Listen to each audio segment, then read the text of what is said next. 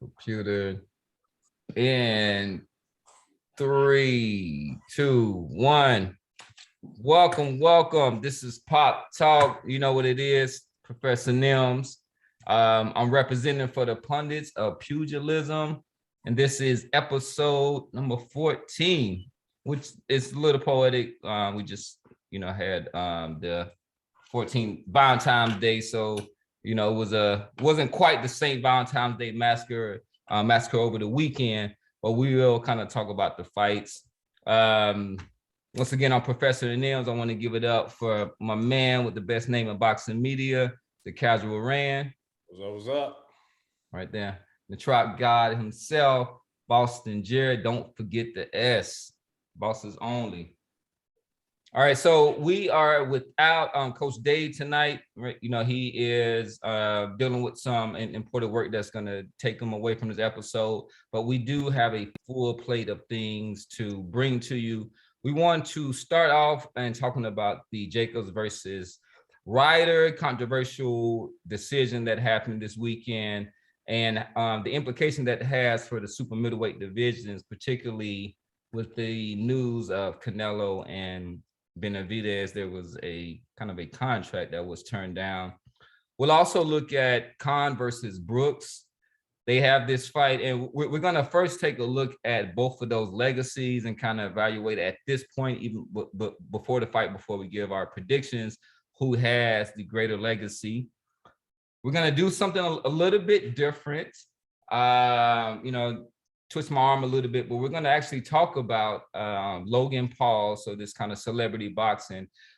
He is actually possibly in the throes of suing Floyd Money Mayweather. We have a short clip, and we're going to kind of talk about that because it kind of gives some insight into some of the boxing business, particularly from the promoter side. We will also give our predictions on the Khan versus Brooks, and we will look at it from a different perspective. We're going to look at it through the betting odds, and we'll kind of round out and give our prediction and our suggestions for those of you who like to dabble a little bit, spend a little nickel out there. So this is our first thing. So we're gonna kind of try. We'll make sure I put our disclaimers because we're not professionals. We are pundits. But so with that said, let's go ahead and jump right into it. So Daniel Jacobs lost a very close, a split decision to John Ryder this weekend. I saw the fight. It was, for me, it was one of those that it was kind of typical of some Jacobs fights, right? He particularly does seem to start strong. He has a very strong boxing mind, and then you can kind of see how he's kind of figuring out things within the boxing ring. But he's to me, he is similar to Floyd Money Mayweather at this point in career, as opposed to Pretty Boy Floyd Mayweather, and that he probably likes to spoil a little bit more. He's kind of up there in age, and even though he has skill level that I thought easily eclipsed John Ryder, at times in the fight he did seem to get outworked and seemed to just not really have the kind of energy to really kind of sustain any kind of meaningful attacks, particularly within the second half of the fight. I had a hard time kind of seeing him losing this fight, even though I'll say he didn't do himself any favors or whatnot. I think that so, but it actually depends on what you like. But we'll use that as a segue. So I saw Boston Jared didn't agree with that. So what are your views on this? No. I was agreeing with you. I believe you're right. He didn't do himself any favors, but regardless of what you like as a judge, if you believe in math, I mean, this dude easily won the first 6 rounds of the fight.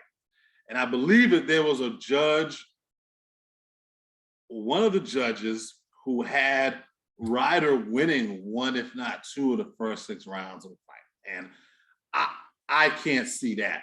That I was, mean, and to me, it was like when I was looking at the rounds, I was like, if it's 12 rounds, and it was like the first 6 rounds, it's like you are scratching your head to give anything to him. I'm like, well, the best he can look for is, is a draw. but then there's exactly is a draw.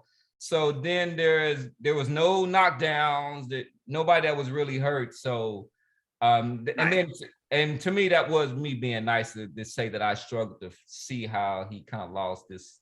But No, as mediocre as he looked at times, especially in the second half of the fight. Yeah. All he had to do was win 1 round out of that last, from round 6 to 12, and he wins the fight. And I still, you know what I'm saying? At the end of the day, I still blame it on Jacobs, man. You can't go to someone else's home, different country, and then leave them last 3-4 rounds to the judges, you know what I'm saying? And then put the whole fight in the judges' hands, man. You know what I'm saying? If he would have dominated the 11th and 12th, I think they couldn't deny him that win. Yeah. He looked tired. It looked like his legs started to go on him halfway through the fight. He started switching to southpaw. Yeah, which to me, he does that sometimes. He did it against Triple G. And when he did it against Triple G, the same thing happened. He got hit with lead right hands, I believe. He did worse when he switched to southpaw against Triple G. He did worse when he switched to southpaw against Ryder. And to me, I think he does it when he starts to get a little bit gassed. And he switches southpaw to create that little bit of extra distance, because he's kind of tall, he's kind of rangy. And he switches southpaw to give himself that little bit of extra distance. So when his opponent initiates, he has that fraction of a second more to react. I really think that's what it is for him when he switches to that southpaw stance. At least in those 2 fights. He switched to southpaw against Canelo and did really well when he switched to southpaw against Canelo. But in them two fights, he got hit more by John Ryder when he switched southpaw. Andre Rozier too, and which was I was happy to see, but it didn't seem like it helped him much. He looked a lot like he looked at times in the Gabe Rosado fight, which was a gift decision he got. The boxing gods, if you believe in them, they are righteous, because he probably shouldn't have won that Rosado fight. I mean, people would say he's been on the other end of some gift decisions, right? We can make that. Well, the Rosado fight being one of them. I'm saying on the other end. I'm saying on the other end where he was on the losing end of a gift decision to. Oh, right. The Triple G fight being one of them. Exactly. So there's sometimes there's some poetic justice that's in there. But let's use that as a way to segue. This was at 168 pounds, and with Ryder, I'm paraphrasing this statement, but he was basically saying that this Jacobs fight is to kind of let me know, should I go on, or if not. So he's going to be looking for bigger and better things, which is possibly a fight with Benavidez.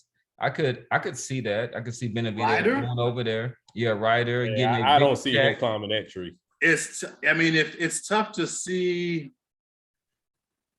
them sending Ryder over to PBC to fight Benavidez when you've got Demetrius over there who's going to need an opponent at 168 pounds. If you're a matchroom, why would you send Ryder over there to fight? But who would Ryder want to fight? A slick, long, soft, and it's not just he's a southpaw, but a long southpaw, or somebody who's a stand-up, bang him out fighter like Benavidez. But it's not about that, though. It's about promotional allegiances, right? I mean, you're a matchroom.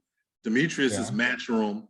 Demetrius is going to need a fight after going over to Sky, because that's the word I got. That's what they have a tough time with this negotiation.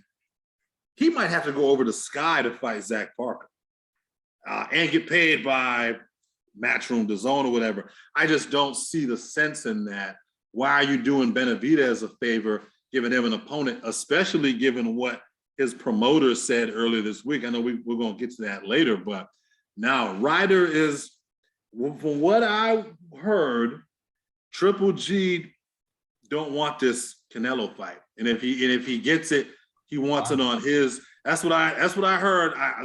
The text I got was Triple G being difficult. Fight may not happen with Canelo, so now they're looking at maybe swapping in Ryder in place of Triple G for Canelo's second fight. Yeah, but who's going to pay as a promotion company? Who's going to pay Canelo 40 to $50 million to fight somebody? John Ryder, who has like 5 losses and the biggest win. Well, that didn't stop him from fighting Rocky Fielding or Avni Yildirim, you know. Yeah, but this is a different day. This is a different Canelo, man. He fight was a year ago. He fought Yildirim less than a year ago. Yeah, but now he's looking at $40 to $50 million fights. Right, but the thing is, though, those fights would be on pay-per-view. Remember, the Bivol fight is, if it gets made, is going to be on pay-per-view, and then the Ryder fight would probably be a UK pay-per-view fight. That'd be a UK debut for Canelo. Eddie Reynoso has been on the record saying that he wants him to make an appearance in the UK. He wants him to headline an event in the UK, and that'd be a big showcase fight for Canelo. He'd be the overwhelming favorite. It'd be sad for boxing, but I understand. Well, I mean, he was trying to fight in Baku from Black Panther here less than 2 months ago. So I mean, that is true. It ain't much sadder than that. True. I'd rather watch him fight John Ryder than in Baku. Yeah, but I mean, there are, you have to contextualize, you know, each of those things, right? So he was going up and fighting somebody that was at light heavy. No, it wasn't even at. It was. No, it was a make believe weight. It was at 190, and the WBC sanctioned it for 190 pounds. I mean, that's may or may not be true. It is true. It's on. You can look it up. But go ahead, finish your point. All right, no, but I think this is a good time because, you know, I think we've one of the things that I wanted to kind of segue is into I brought up Benavidez, is that there was reportedly an offer to Canelo to fight Benavidez. I'm not sure a lot. I'll let Boston Jared kind of talk about it. Everything I talk about is just from conjecture, but go ahead. So Samson Lukovic, who is Benavidez promoter, appeared on the Boxing Voice. Shout out to Ness and them guys on the Boxing Voice. He was on there, I believe, yesterday, and was asked about a potential showdown with Canelo, and was also asked about a potential showdown with Demetrius Andrade. And when he was asked, he stated, and I'm not directly quoting here, but he stated that Canelo was offered much more to fight against Benavidez than he was to fight Jamal Charlo. And if I remember correctly, he was offered 45 to 50 mil to fight Charlo, and Samson stated that he was offered much more than that to fight Benavidez. He then went on to say, when asked about a potential showdown with Demetrius, what the possibility of that taking place was, and Samson's response to that was, we're going to need a lot more money to fight Demetrius than we would to fight Canelo, which kind of left everybody listening to the interview. Yeah, everyone kind of did a double take. That's like an upside down world. Who's going to pay $7 million for Andre fight?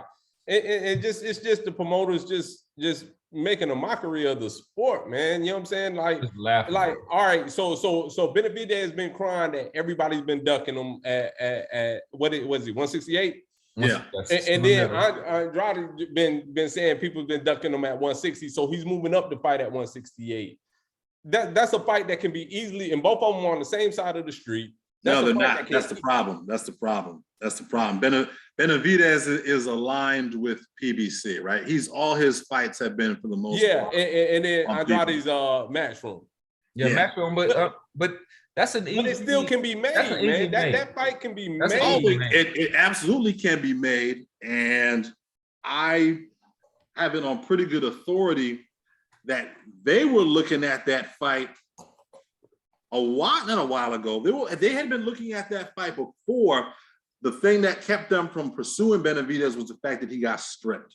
And they were like, the team was like, we're not going over there to fight him for no belt. And they're still not going to fight him for no belt. So I mean, now the money that his Samson talking about it makes it sound like he's ducking. It really is. Maybe not so much ducking. It's more risk management. Very, very careful risk management. It makes no sense, man. Like Benavidez is in the position that he's in on his own doing. You know what I'm saying? Twice his own doing. You know what I'm saying? He could have been champion now, guaranteed to fight, almost guaranteed to fight with Canelo. But he didn't have the discipline to do work his own craft. You know what I'm saying?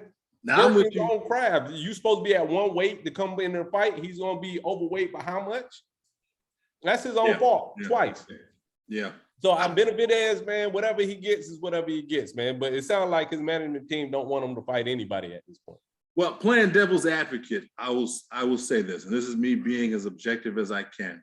If I'm handling Benavidez, what is the reward for me if I beat Demetrius Andrade? That doesn't somehow guarantee me a Canelo fight. It doesn't, but they were talking about it's going to be like a title eliminator, and the one who beats him. Because right now it's three people like chopping out the bits: Charlo, Benavidez, and Andrade at 168, chopping at Canelo. If he go ahead and knock one off, you know what I'm saying? Now it leaves two. Well, Andrade, remember, Demetrius is not at 168 yet. That fight hasn't been made. I think he's going to move up. I know that he is moving up, but to be fair to the other guys who are established at 168, the only guy that is in position to fight Canelo right now is David Morrell. He's the WBA super champ. The rest of those guys, Benavidez hasn't fought his interim fight yet, and Demetrius hasn't even made the fight with Zach Parker yet. So the only guy that's in the position right now is David Morrell.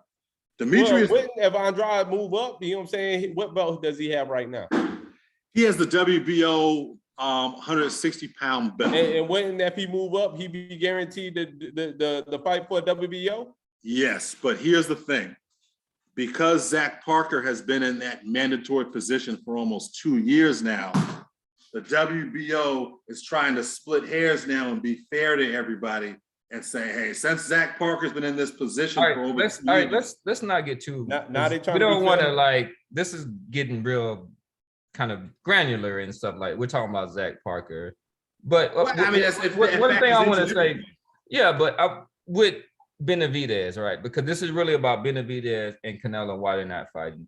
One of the things that Randy was talking about was he doesn't have a lot of room to talk. He doesn't have any leverage. This is somebody who has not only missed weight and been stripped of a belt. There's somebody who's also tested positive.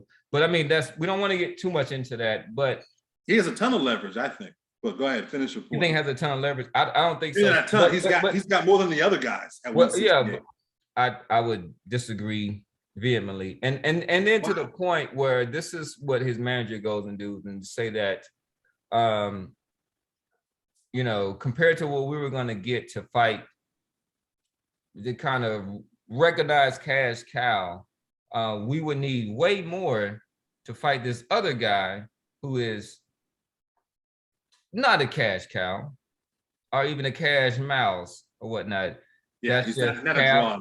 That's just like, I mean, that's somebody that isn't one to fight and doesn't really kind of understand how this game works, in my opinion. But go ahead. He understands how it works. Really? Just fight through that number out there. The way it's set up, man, he's boxing himself out of any potential prize fights. You know what I'm saying? Like Canelo has never shown interest in wanting to fight Benavidez. Never. You said it one more time, Randy? Benavidez is not showing interest in fighting any other top 168 pounder. So therefore, where is he going to go next? And who's going to watch? That brings us back to what you said off camera, which is why I said that the Jacobs Ryder fight was significant, because Danny Jacobs is going to be looking for a big fight.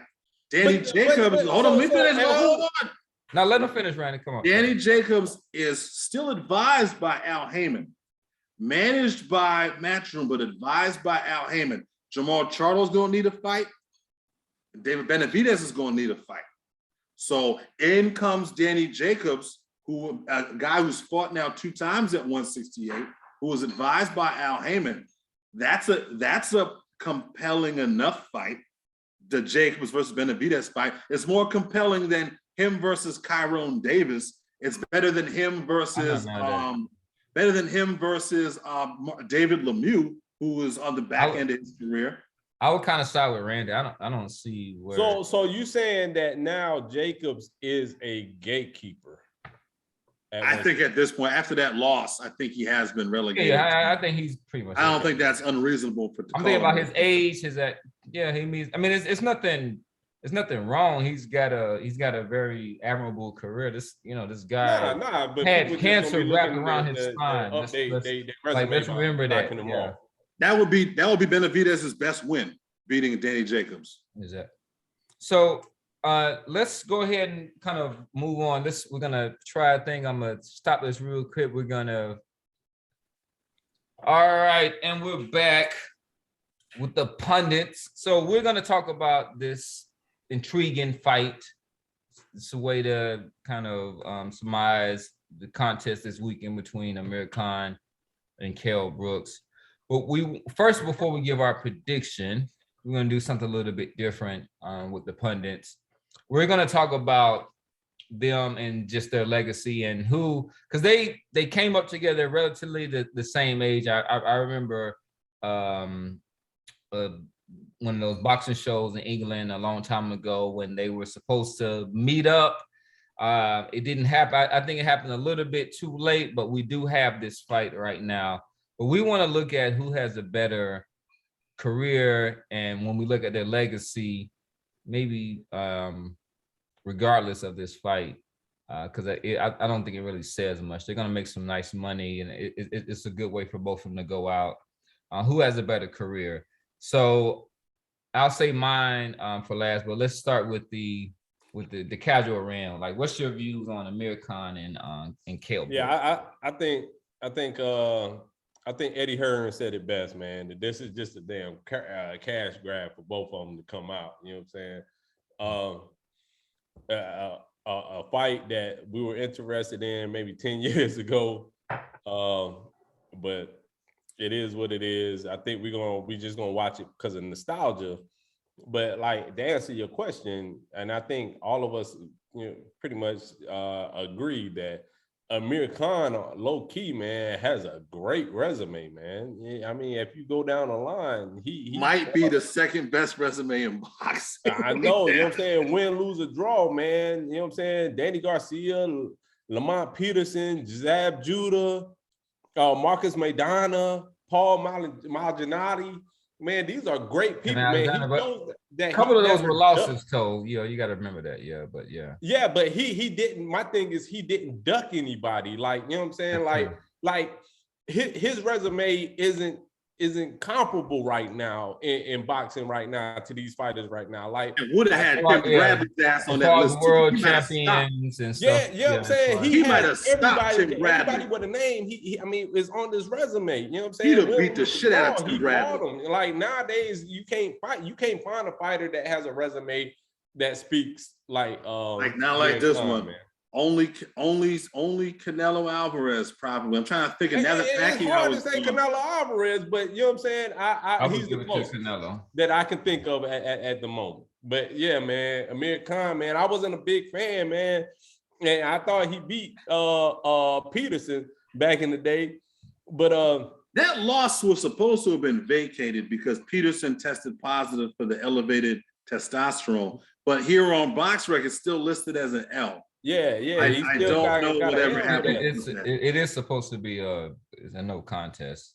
I thought actually, even with the elevated testosterone, I thought Amir Khan won that fight. But man, I hands down, man, he has a better resume. But at the same time, if they would have fought 6-7 years ago, I still would have gave Brook as the favorite. But now that's interesting because and then we'll talk about who our favorite now, but I feel similar to you that I think Khan easily has the better resume, but I think if they would have met at their prime, for some reason, I think I may have favored Brooks, Brook. but Wait, at go what ahead. weight you talking about?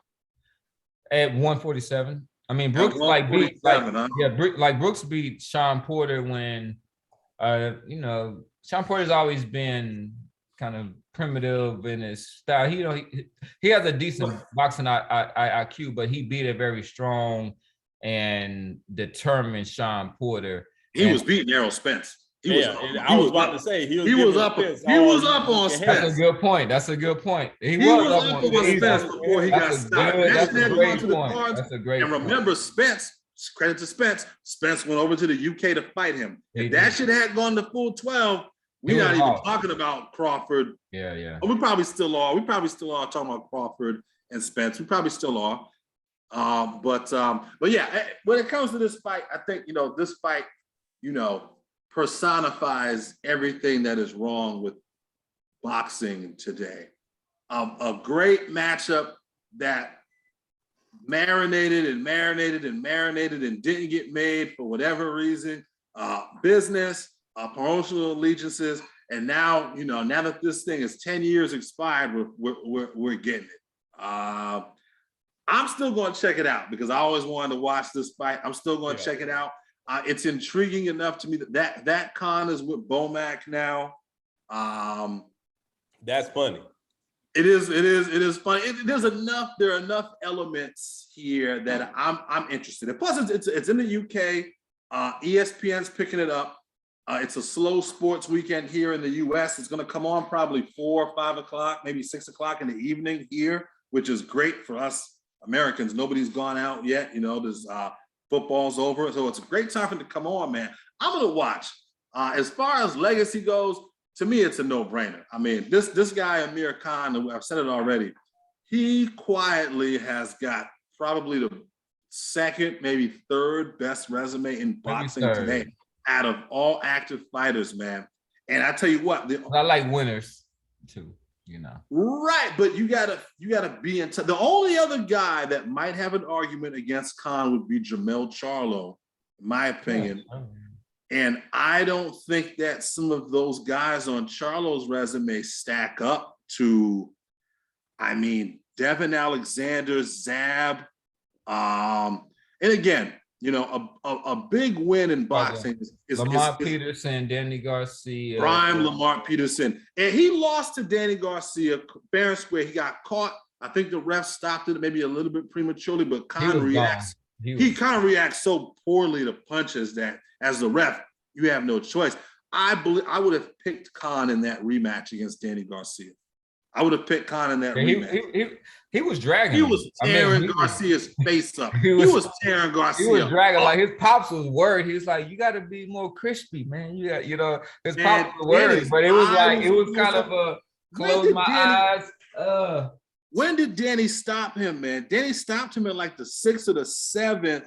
No, it was the 4th. But yeah, he dropped him in the 3rd round, and then stopped him in the 4th. He stops him in the 4th, but by the 4th round, Danny Garcia's eyes were already starting to close up. And I think he might have had a cut. No, he had, in the 2nd round, he had a cut over his right eye. Right, caused by a punch, though. Yeah, that's what I'm saying. I didn't know him, but I'm saying like his face was getting like torn. He was getting tore up. But anyway, I say all that to say this. Legacy-wise, easily, Amir Khan, off of these wins and off of accolades, off of strength of opposition, it's so far head and shoulders above Kell Brook. It's not even really, I understand we're having the discussion for the sake of argument here, but it's not really. It's really not close. It's really not close. Not close at all. It's really not close. I think it's one of those kind of paradoxical things that I think that Khan easily fought the better opposition. He had the better results, had the better legacy. But I think we would all agree that if time and space brought them together at that point, and any point within their prime, that we would have all favored Kell Brook, because I think seeing him I wouldn't. I would have. I think seeing him at his highest point, his resilience, his boxing acumen, his strength, and all that, I would have picked him to beat Amir Khan. Particularly, I mean, it would have had to be in at 147. He's never fought lower than 147. He's not like, this is a big guy.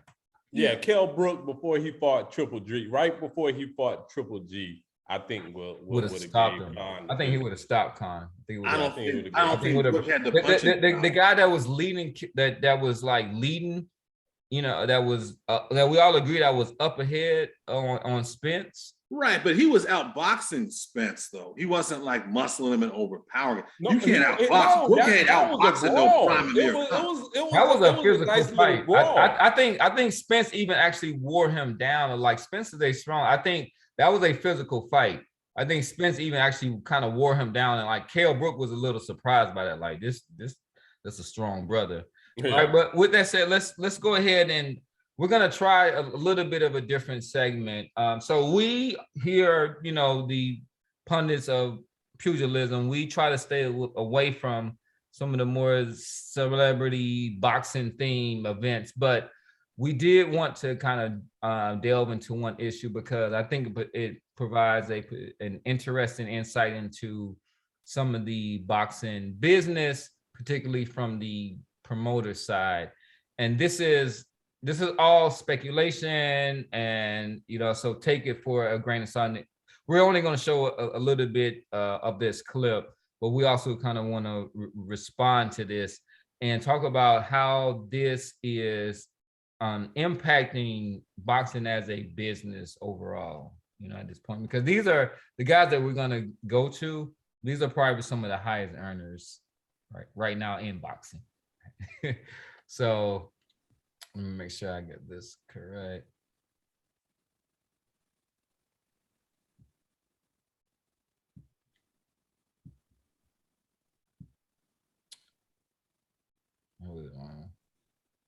Yeah. So we're gonna sue Floyd Mayweather. What's good with this? Are we? What's good with the conversation about this? Last night you were doing one of these. Are we saying that or what? He hasn't sued him yet. Oh, got it. We're still talking. Got it. There's still conversations that are happening. Well, he got sued. You know, he got sued. He's been sued multiple times for the same fight. Yo, something's going on, and there's one side that's very clear to see is being fucking shady. You know why he got sued? I watched the video on it. There's a full breakdown. He is the promotional arm of his fights.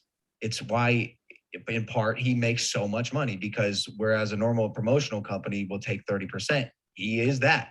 And so oftentimes for his fights, before the tickets can go on sale to the public, or like right as they go on sale, he'll buy a whole wing, a whole section, and then he'll sell them at a higher price, marked up, so he can make, you know, like all the floor seats. He takes all of them, 3, 4, 5x, and it's part of his business.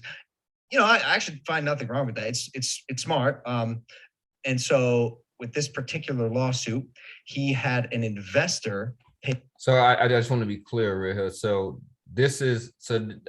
Logan Paul hasn't actually sued as of yet, but what he was saying is like, we're going to go ahead and kind of sue, but he's actually referring to an actual suit that is ongoing at this point.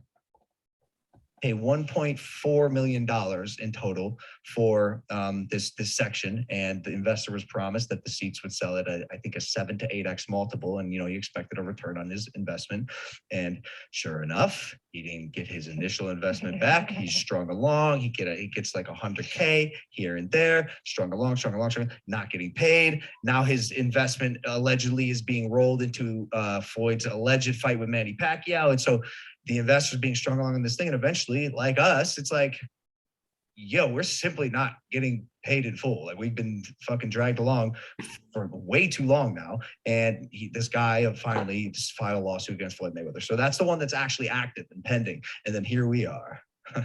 There's another one pending too. Another one? Yeah. For the cash deal? Yeah.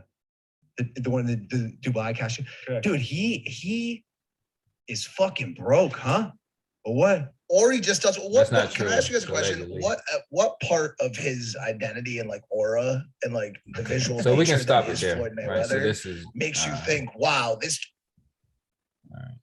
That's just a lot of kind of cap talk. So this is, we're not talking about the fight or the kind of debacle that was the Floyd Mayweather versus Logan Paul, but just give some insight into the business. So I think that's very interesting.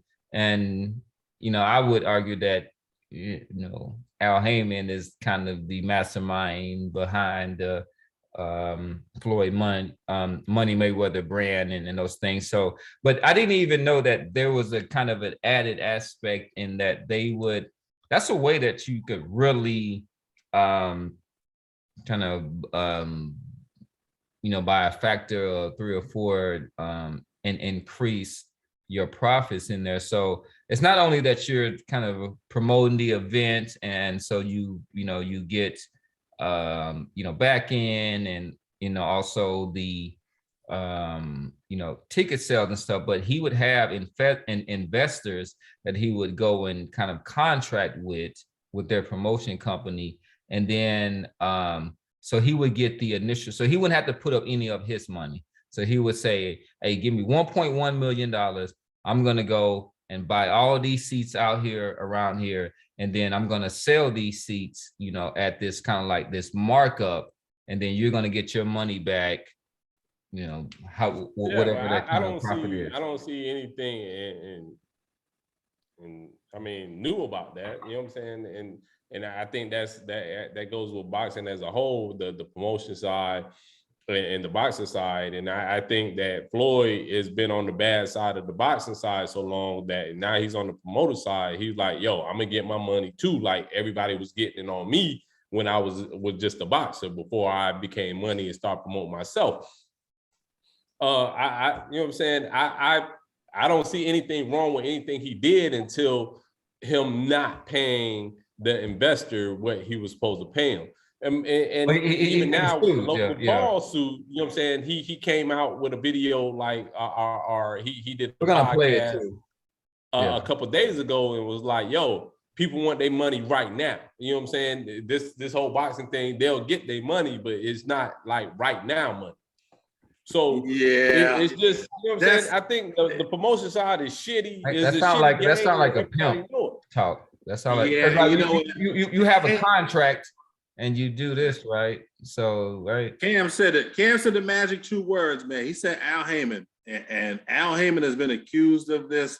Not so much the flipping tickets, but taking revenue that's owed to fighters, contractually owed to fighters. At least I assume it's contractually owed, and then reinvesting that money back into another event.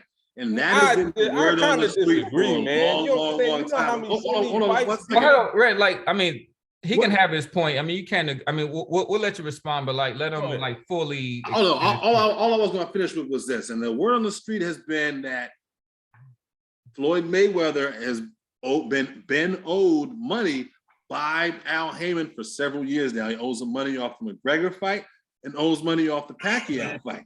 And part of the reason that Floyd Mayweather is going off to Dubai to fight whoever the fuck, and why he went out to Japan to fight the kickboxer, was specifically to cut Ellerby and Heyman out of the equation so that he could make money and keep as much of that earnings, much of that profit as possible. So as much of this stuff has been out. That makes no sense. Who's going to pay him that money that he was going to make right here? And people that fought in Las Vegas, Texas, California, he made the money was going to that dude in Japan, in his hometown, the fight that kickboxer dude. That's where the money was. He went where the money was. Right. You know what I'm saying? Like, but that was an event totally put on by Ryzen, though. That event was put on by Ryzen. It wasn't when they fight. They all kiss the ring. So what does it? I think what he was saying, it was like he was saying that was a way to cut them out, as far as like he went and got a bag without Heyman and Ellerby. But that's Rise Mayweather and though. put You it know what I'm on. saying? He gonna get the bag. That's Mayweather. That's Mayweather. He gonna get the bag. That's a lot of wherever he goes. speculation, but let's Yeah, what are you confused about, Randy? I don't understand. I'm saying that most fighters, I think we're all saying on the same PBC thing, Randy. promotion, We're all saying when the they same fight, the first thing they be like, I want to thank God and I want to thank Al Heyman. Right, but when Al Heyman is taking your most lucrative fight and taking that money and reinvesting it instead of paying it out, you know what I'm saying? Hey, come on. So tell me who ain't. We gotta be that? objective or whatnot. Like I'm saying, I'm trying to be objective, but who else ain't doing that? The fucking Bob Arum getting sued by Crawford right now. He's not getting sued. What promoter? So tell me what promoter. He's not getting sued for that, Randy. He's getting sued for racial discrimination. He's not getting sued for breach of contract, like debts. Yeah, like breach of contract. Man, it's all promotion is a shady. I'm putting it all. I'm lumping all that shit up as promotion is a shady. Nobody's saying it's not shady. We talking about the very specific nature of how PBC is being run, especially when it comes to their top earners. And this stuff has been out there for a while. And the more and more stories like this come out, the more pieces to this puzzle we've got that's coming together. Whoa. The story that just came out wasn't about PBC. This was about Mayweather. All right, so but Mayweather, let's add some order to it. All right, so let's talk about the adding a piece of the puzzle. We're gonna let like Floyd Mayweather respond to that, and then after that, we're gonna kind of like wrap up this segment. We'll kind of like pause it before we end it. But all right, let's give him an opportunity. We don't want to get caught in our feelings. All right, so rumor has it. So listen up. Well, Floyd Mayweather was on the Pivot podcast. That episode came out yesterday, and he was sitting down with former NFL stars Ryan Clark, Channing Crowder, and Fred Taylor, and he reacted to Logan Paul's claim of money being owed to him. Here's what Logan Paul had said originally. Yeah, I heard you had to file a suit against Mayweather, so yeah. No, I don't think we did yet. Are you planning to? Yeah. Is that like soured you at all in professional fighting, having to go through this with Mayweather? Yeah, yeah, it's honestly bull. Like having people who aren't a professional promotional company control where the money goes is like we made that mistake. But it's Floyd Mayweather. So before we fought him, we kind of were willing to do whatever, and now after the fact, we're kind of shooting ourselves in the foot. Yeah, because he's a scumbag. Would you ever fight him again under any circumstances? No, he wanted to. He reached out. Yeah, but Well, Floyd Mayweather responded, and here's what he had to say about this alleged money that he still owes Logan Paul. To them, that's real money. And I like YouTube because I don't mind getting a YouTube check. The money is not coming fast enough. That's why when they say money on the back end, as far as pay-per-view, it take a while, And he shouldn't trip. If he feel like he done great numbers and we done record-breaking numbers, then I understand. Nothing comes right away. Just like I'm still collecting checks from fights 7 to 8 years ago. I'm still collecting checks. Why? Because I made smart moves and I'm my own boss. Look how many years they've been owing us money. We don't ever trip. So now when the tables turn, they say, oh, you owe us something. Be happy with the biggest payday you ever got in your life. Or be happy that the biggest payday that you ever got in your life is coming, I guess. I would be upset. It's been 8 months. I mean, listen, Floyd knows that game better than me, so I don't know how long it takes for the money to get distributed. So I can't argue with Floyd on that. I don't know how. So there's a lot of ways to kind of go with that. What is the contract? It kind of adds to what Jared was saying. Jared was saying that PBC didn't give him Mayweather his checks on time. You know what I'm saying? And he just said that he's still getting paid now from fights he did years ago. So but maybe he's not as diligent about his business. But what one of the points we didn't show it in the video, but what Paul was saying was like, man, this is in the contract. It says like by this date you'll like receive this, and then so maybe because his relationship with Al Heyman, where he's kind of like drip money here or there, Floyd. But a lot of people are just not like, hey, we put up this money or we did this, so we expect our payment. At this time. What does the contract say? You don't get to take my revenue that I am owed and reinvest it. Now, if he's a dumbass and his lawyers didn't read the contract and there's a stipulation in there that says Al Heyman or whoever, Mayweather Promotions can do that, then that's that. Then they're gonna lose in court, or the shit will just get thrown out. But this kid does not strike me as that type of motherfucker. But you know what I'm saying? Like, but if it's as black and white as a contract, doesn't you know what I'm saying? Like dealing with when like Cameron, check me if I'm wrong. Like when we was doing like lower level pro events, like once you do an event, the sanctioning body forces you to put that money in an escrow account that's due to both fighters. Like if you the promoter, but this is no sanction. There's no sanction. This was an exhibition. Oh, that's right. There's no sanctioning body. Those fights weren't sanctioned. Yeah, and that's where they might have got it. Where they might have got him. But again, if the contract says, "Hey, I'm owed this by this date," nigga, like, what the fuck, right? Al gave him a third of that, and so the rest is coming. Oh, why you keep saying Al? Al wasn't part of this. You remember?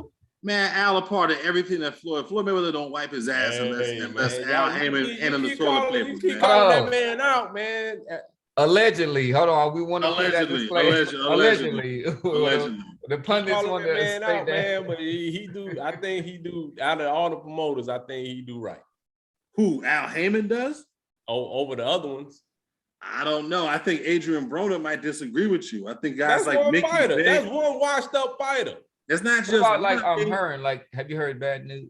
I mean, how does Hearn work with his fighter? I think Hearn shitted like on Haney with this Camboza fight. Yeah, but Haney's getting like $3 million a fight, dude. Yeah, Haney doesn't even deserve that. Come on, Haney said he would take the same. Haney got a lot of diamonds to be complaining. Like, yo, is that on the agenda? Because we got to talk. Because Loma apparently has a contract. No. Lomo is the guy. We do, but like we got 5 minutes left, and we haven't kind of given our business. That fight hadn't even been made. That's a lot. That's real speculative, but. Talking about that, we're gonna do a new bet. We're gonna do a new aspect where we're gonna talk about the betting odds out here. We're gonna give y'all a rundown of the numbers and stuff. So let me share my screen. The professor's gonna break it down. And so here, when we look at the Amir Khan, and we haven't given our predictions yet, versus Kell Brook on the 19th.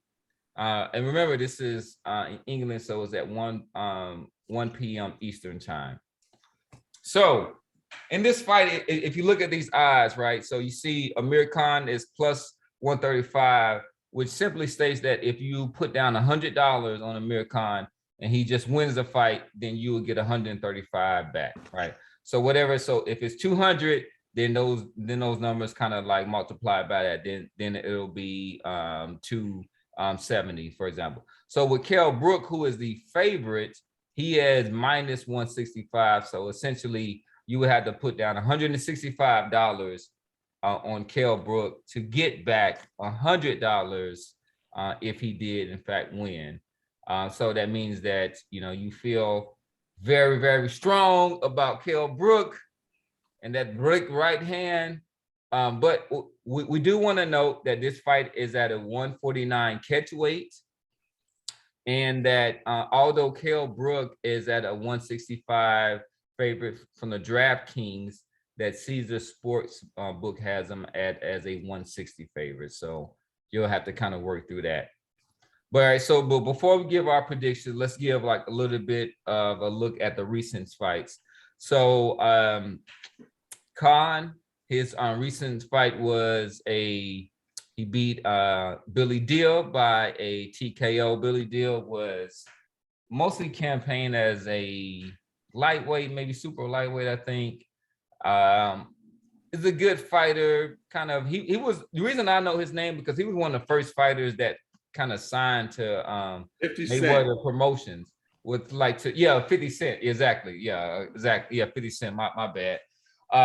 Then there's also the Terrence Crawford, the lost via TKO. He won a unanimous decision against Samuel Vargas. I do want to note that he was dropped in that fight. And then he smashed Phil Lo Greco by a TKO. And we go to Kell Brook. that's that man again. We keep seeing his name out there, and it's always TKOs. So Terrence Crawford stopped Kell Brook in his last fight. Before that, he beat a Mark DeLuca by a KO, then a Michael Zarafa, and then a Sergey Rabchenko. He beat by a KO. So you gotta love Kell Brook, but he has the you have to kind of go through a international school to just even name his opponents, and so he's a box rec guy. You gotta go to box rec to figure out who that nigga for. yeah, but he need to fight somebody that we know, but we're not gonna talk about it. He did and got his ass kicked every single yeah. So all right, so too late for that. Yeah, so all right, their record. Except Porter. That's his best win, right? Is Porter? Yeah. Yeah, absolutely.